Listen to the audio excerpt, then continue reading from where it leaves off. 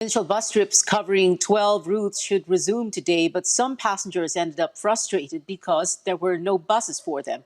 Our Chrissy Di Matulak joins us live from the PTEX terminal in Parañaque for an update. Chrissy, tell us what happened.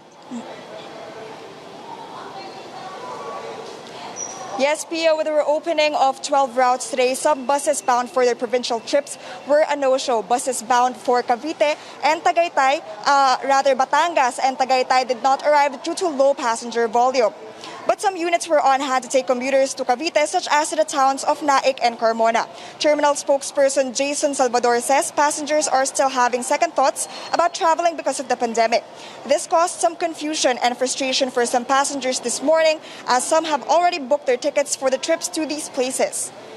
The routes that we expected did not arrive today. Apparently, there are some adjustments being made by the bus operators, and at the same time, we think the passengers themselves are into adjustment mode, meaning because of the added requirements, I think they're having second thoughts about going to Metro Manila and to the provinces.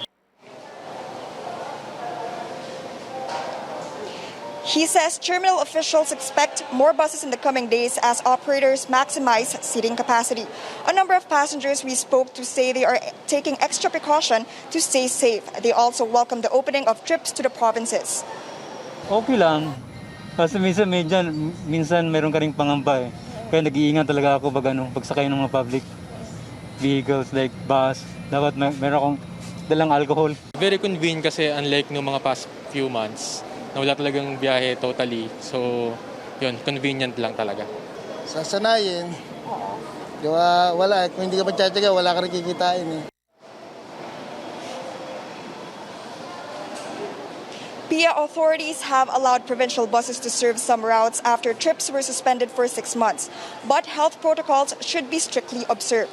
Passengers should book tickets at least 2 days ahead of the trip, and they must secure passes from local government units for non-essential travel. Back to you, Pia.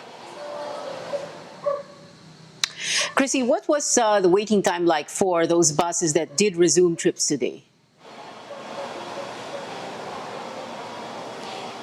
Yes, Pia, some passengers had to wait for as much as 4 hours for their buses to arrive. Terminal spokesperson Jason Salvador says this is because buses are only allowed to take up as much as 35 passengers per trip. He also asks for more patience from passengers. Back to you, Pia. Chrissy Di Matulak there reporting.